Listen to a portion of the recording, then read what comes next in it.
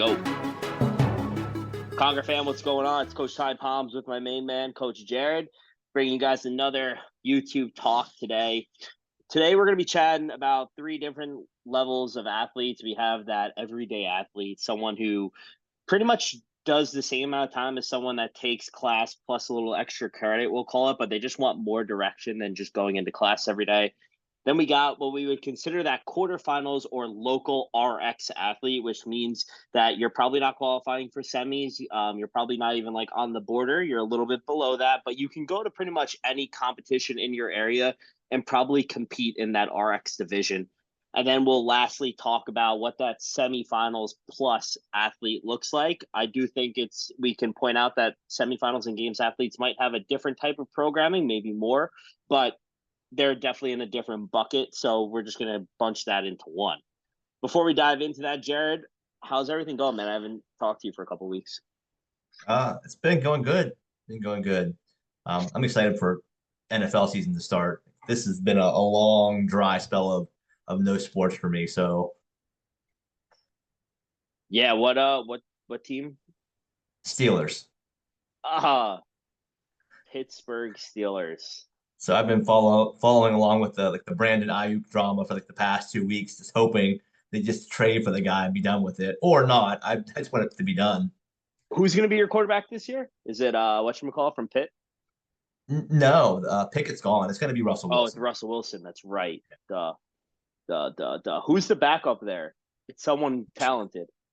Justin Fields from Yeah, Chicago. Justin Fields. Yep. Now I think he'll be playing before the year ends. Hate to burst your bubble. 8 weeks in. I don't know. You guys will We'll be wait 2-6, and see. and they'll call in Justin Fields. You're just gonna hang tough this year with Aaron Rodgers being healthy. I will be very, very happy if that's the case. And if Aaron Rodgers plays all the games that he's supposed to play, they're going to be very good. I think it's impossible. I think Garrett Wilson's maybe one of the best top 3 wide receiver in the league for sure. Yeah, he was really good coming out of Ohio State. Nasty. Yeah, the whole team's fucking nasty, man. So I don't know. We'll see, bro. Yeah, that's pretty much all I got going on now too. Come to think of it, that August weather, it's actually getting a lot cooler in New York. I don't know about you. Yes, thank God. It's been brutal. Yeah. All right, let's jump into this thing. I don't want to keep people too long. Let's get into the goods. So we're going to talk about this first athlete, which is the everyday plus athlete, we'll call them. And we're going to talk about like the programming differentials between all these types of athletes. And so just to paint a picture, I come to Jared, I'm the athlete, and I'm like, Jared, like, I really don't want to be an elite athlete by any means. I love working out. I love the idea of getting better. I'm obsessed with that aspect. I've been taking class now for about 3 or 4 years, and honestly, I've just kind of plateaued. I haven't been seeing myself get better as much. I still don't want to commit more than like 60 to 75, maybe 90 minutes as a maximum in terms of how much time I want to spend training. And then about 5 days a week. What do you do as a coach to get this athlete better? What does their programming look like? Yeah. So honestly, I think pretty much everybody starts with a very, very similar pattern. There's always outliers, but it just starts with some sort of baseline testing. Where are they strong? Where are they weak? Are there movements that they can't do, period, at all, which can be a big limiting factor on their progression and the things that they would like to be able to do in the gym. And so after that baseline testing, it just comes down to looking at, hey, here's our needs analysis. We've got, let's say, 5 to 10 things that we want to work on. What's the lowest hanging fruit? What's the one thing that we can attack that's going to give you not immediate returns, but returns very, very quickly, so you can kind of buy into that process. If it's, stringing together more pull-ups or stringing together more toes to bar, and you already have them in a small capacity, then we'll attack those things. And then after that, it just becomes a lot of typically like skill work that the group classes just can't offer in the same capacity. Nobody's going to do 20 minutes devoted to pull-ups every single week for weeks and weeks on end. It's just not feasible. But for an individual athlete who wants to get better at pull-ups or get their first pull-up or something along those lines, then yeah, you need to have that time devoted specifically to those things. So It kind of starts the same for everybody. It's just a matter of evaluating where they're the weakest and then just really spending a lot of time in that one avenue. Dude, I would very much agree with that. Similar to what you said about like the pull-ups, and there's just like certain things that like for example, I don't program ring muscle ups for anyone in my class. Like I just don't, because I don't believe most people like need to even do that, or do I even want to like really go through the motions of teaching it and the amount of time for preparation it takes just to like get ready to do a ring muscle up, right? It's like Mhm. I got 60 minutes for these people. Like I want them to get a good workout in. Ring muscle ups just aren't going to be there. So I think that's where a lot of these people fall in line with, like they just don't get to like have that skill development. And I would say that's the biggest hurdle between like, an open athlete that wants to be a quarterfinals athlete is probably the skills department. Because in class, there is a good chunk of like strength training Mhm. time devoted to that, even weightlifting.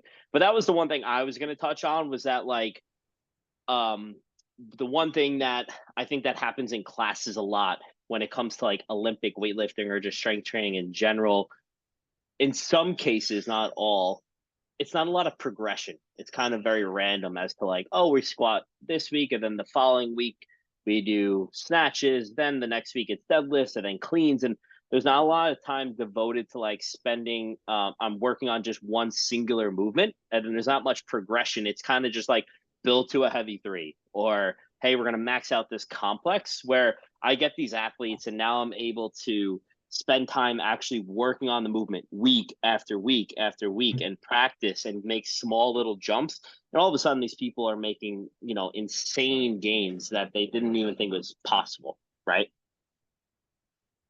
The one What about hurdles for these athletes? Can we talk about hurdles? Um what do you Yeah, you go. Like what's a hurdle you think is for these types of athletes?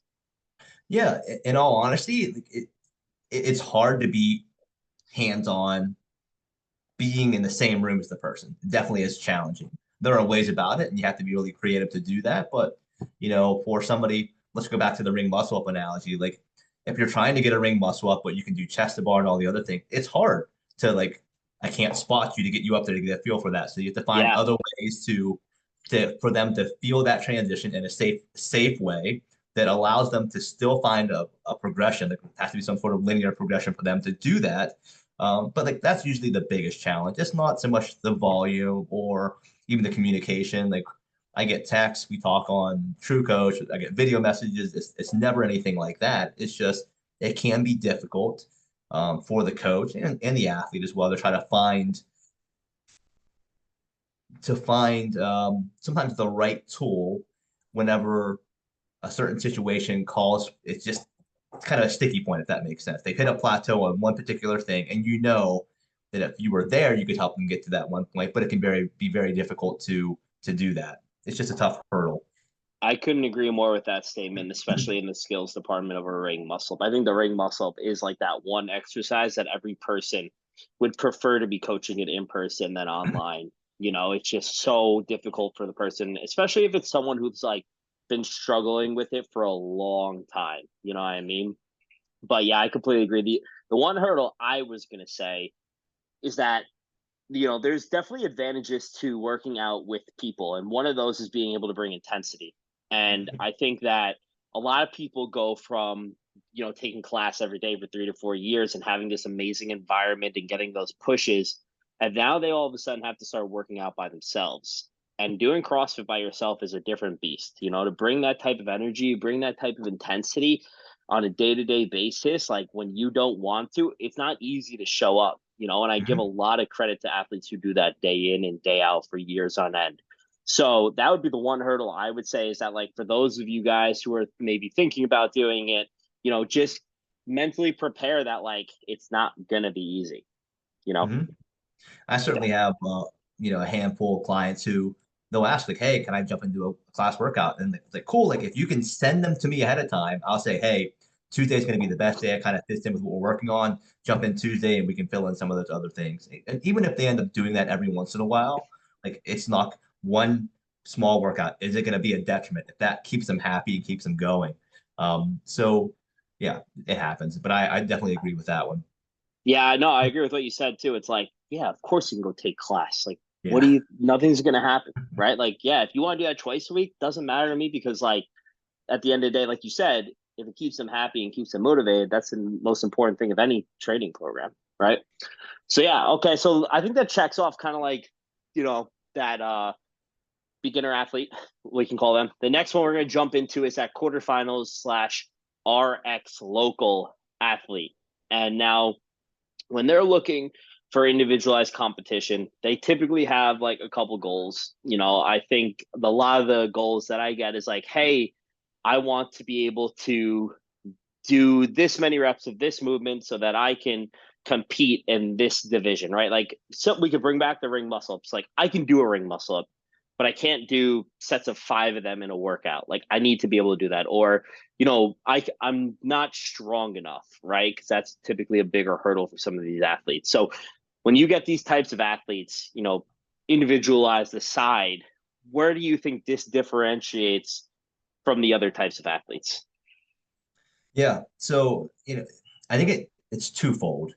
Number one, it's the skills that they need to have, and not just have. Like, doing one ring muscle up is not enough, right? Mm-hmm. It's a capacity that they have to have with the movements, and then also I would add in like the range of movements they have to be able to do. For the intermediate, just athlete who's coming from their classes, doing ring muscle ups. If they want to do it, cool. But like getting a ring muscle up is a big deal for them. If you're going to shift to that next level, it's no longer doing one. It's tens, it's 20s, it's 30s. And so, things like handstand walking, whether it's like throwing in the new wrinkles of wall facing handstand push-ups, or it can even do things. Trying to think of another good example. It's just typically it's the higher skill gymnastics, which is the big thing because you can always lift weight. You might not be as strong as everybody, but you can still lift some weight. But either Yeah. you can do a ring muscle up, or you can do a freestanding handstand push up, or you can't. There's no way you can like muddle through it. You can clean and jerk 135. You can't clean and jerk 275. Well, maybe that gets you up into a point where you can still participate. Participate. Yep. Right. But Yep. otherwise, it's nothing. So with somebody like that, it's definitely looking at what are the things they want to do, what level are they trying to compete at, and then what skills do they not possess at all? Because those have to be high on the priority list. Because if it shows up, very first movement of that event, you're just stuck. You could be as fit as you've ever been, but if you can't handstand walk, 25 feet, then it doesn't really matter. No, I couldn't. Yeah, that's absolutely true. I think back to myself as I was like kind of going throughout, like trying to compete in CrossFit and stuff, and like bigger hurdles were more complex movements for me for capacity wise. It was like, you know, long distance handstand walks and high volume ring muscle ups like that was always my biggest concern to see in a workout because I knew I couldn't just kind of like grind through it. It Mm-hmm. was like I'm gonna get stuck, right? And so I do think that's kind of like where you now will have to spend more time. It's like, okay, we got to get this person from 3 ring muscle ups to 7, and then from 7 to 10, just like you said. Um, I would also, similarly to what you said with the strength, I do think that's where we now have to start thinking about like, okay, like how much can you lift? Because that could be a big limiter too, right? Like we don't want you to go to a competition or be in the competition where like you get stuck, right? It's like a clean and jerk ladder, and it's like there's 5 bars and you can only do 3 of them, right? It's like, how can we get this athlete to be able to like get into the fifth ladder, a fifth barbell in that ladder potentially? So I do think there is a lot of emphasis on strength and gymnastics capacity for these types of athletes, more so than anything else. Mm-hmm. Great. What are you gonna say? Oh, I was going to say that with athletes who are trying to take that next step, um, because something you already alluded to is, I think about where they're at. So, if you have an athlete that has 3 unbroken bar muscles and that's it, like, that's not going to get you too far. So for me, it's always like, okay, let's get them to a hypothetical number. It doesn't really matter what it is. Just like, let's go from 3 to 10. And then we can do that with a lot of rest. Cool. Then we can start adding in the variables of some little bits of fatigue that's low intensity and cool. And then once we get them to a point where I can go from like 3 to 10, and now I can do 10 under fatigue, great. Then I'm going to start back over. I'm going to go back to 10. I'm going to go from 10 to 20. I'm going to do it with low intensity, and then we're going to try to sprinkle in the intensity. And I think that's where people will um, maybe underestimate the length of that process, because you can go from maybe 3 to 15, great, but if you can't do it when you're tired, then it doesn't really matter. So it's always like just build up and then having the reset, and then build up and reset so they get to the point where they're able to do those things at the level that they want to, in the capacity that they want to. And really, you hope that athletes at that level have enough patience and long-term vision to buy into, this is not a quick fix. Or like, if you get strong but your form is shit, then your technique is always going to be your limiter until we fix that. So it's a matter of just trying to, it's tough. It's trying to build everything all at once and trying to keep moving those needles as high as you can, so that they can at least be competitive at the level they're at and continue to improve, obviously. Yeah, no, I definitely agree with that. I think that a lot of coaches speak on this where it's like there's this frustration as coaches where it's like, okay, you want to get better at these things, but you also want to do the things that like aren't going to get you there. You know what I mean? It's like, oh, I want to do 3 metcons on a Wednesday. It's like, yeah, that's the last thing you actually ever need. Like, I'll get athletes who are like, I'm used to doing 3 metcons a day, and I'm like, okay, well then, like, that's cool that you did that, but you came to me for a reason, right? It's like you came to me because you're not getting better, which means whatever you were doing wasn't working. So why does it matter what you just were doing? Right? I sometimes too straightforward, but it's like I could care less what you were doing. Yeah, Literally it's care tough. less.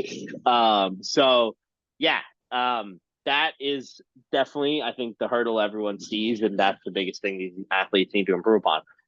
And then lastly, we'll talk mainly about semifinals athletes because only 40 people in the world can relate to being a games athlete. But there, let's just call these people like it's not even semifinals. It's like bubble and semifinal athletes, right? Mhm. Like you got like top, let's just call them top 150 in a region. You know what I mean? Like maybe even top 200. I think a lot of people are in a. There's obviously separation between the top 40 and the rest, but they're there. You know, they're playing, and I think they're training the same way, and they should relatively be training the same way.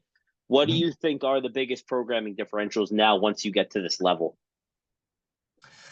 So, you know, I would say that the biggest thing probably just comes down to volume. Um, Yeah.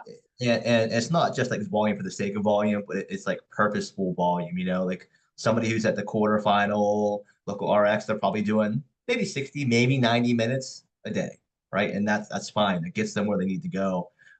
But with all of the things that are out there, all the movements, all the time domains, all the different combination of movements, and all the things that pop up from year to year, it's just so wide. So you can't afford to not have exposure to those things. You can't afford to have any any blind spots in your training. So it just means by virtue you have to be able to have exposure to those things, and that just means more. And I that's where I think people really get confused though, is it's just they think if I just do more, I'll go from here to here. And it's not that. It's what is the purpose of the volume that you're doing? Is it because you suck at anything longer than 20 minutes? Like, okay, that has value. But something that, you suck at high intensity 1 to 2 minute intervals, then obviously that takes precedent. But just from my mind, it's a lot of that volume, and of course, like the skill level goes up infinitely in terms of what you should be able to do in large sets, the amount of volume you should be able to tolerate, and come back and train at a relatively high level the next day is the biggest differentiator. Yeah, bro. You know, you nailed it on the head with volume. Like these athletes, in my opinion, need to find what is the most amount of volume that you can possibly handle and stay there and do Mhm. that pretty much the entire time. That's my personal opinion on volume for these athletes. Um, And then of course there's undulation throughout blocks and whatnot, but for the most part, it's at that level. Now, the other thing I would say, which you also kind of alluded to, is that like in my opinion, there's obviously individual differences and where what takes precedent, but you can't have holes anywhere if you want to Hmm. be an athlete. Like you have to work on everything. And even the things you're good at, you need to stay good at, right? Like you can't think, oh, I just won't touch a barbell for 6 months unless you're the best in the world. That's unrealistic. So it's like you need to be able to do everything and stay good at some things while also getting good at other things. And then I also think that it's like you have to be looking at what other athletes are able to do and be able to do that. So Hmm. it's no longer like, oh, I can, I can hit 90% of my clean and jerk for this many reps in a minute, something like that. Take something as basic as that. It's like 90% of your one rep max doesn't matter. It's more like, what can I do with 225? You know what I mean? Hmm. These numbers that everyone is going to hit, right? It's like, you need to be able to do X amount at this weight. You need to be able to do this time in a 2K road trial. You need to be able to do this many calories, 10 minutes on an assault bike, run this 5K, walk 100 feet on your hands in this much time. Like, you need to be aware of what the field is going to do, Hmm. and so that you can be with them, especially when you're going into competition. Because if you're not aware of what people are about to do, you're going to get left behind. And I think a lot of people were exposed to that a lot. And even as coaches, I think sometimes we can get exposed in a sense of like, man, I thought my athlete was really good on their hands. And then it's like you go into competition, you're like, everyone is really good on their hands. There's no Hmm. such thing as being good on your hands, right? Hmm. So it's very interesting once you get to this level and trying to manage these athletes and keep them getting better while also trying to keep them healthy and ensure that they're not missing anything is kind of like the toughest part. Because I do know every coach will say it. They go to competition, they leave that competition, and they're like, man, I forgot about that. Or Hmm. I didn't get them as prepared for that. Well, I think that's just part of being a coach, right? If you this is a very very challenging sport. It's not like it's football or baseball or any other sport where like things are very cut and dry. You know what I mean? Like you understand what has to happen because you know the game and you know all the parameters of that.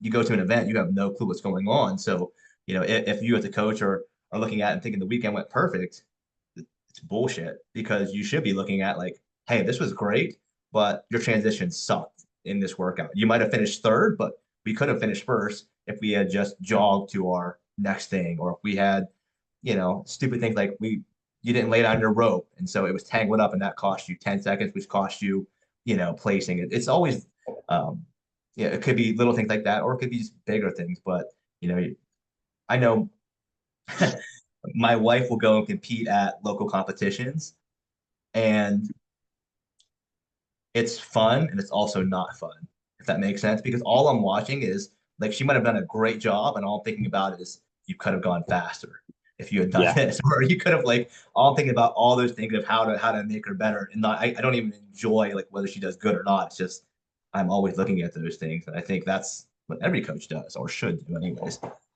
Yeah, for sure, man. No, I agree with that. 1000%. It's frustrating. 1000%. It's challenging. Yeah, very, very, man. Um, yeah, man. I think that lays out a pretty good idea of like as a coach, like how you have to think about these athletes as you're getting them in. Also, I think as athletes, you should start to like understand, or based on this, be able to understand like where you fit and why you're doing certain things. Do you have any kind of last words for the people?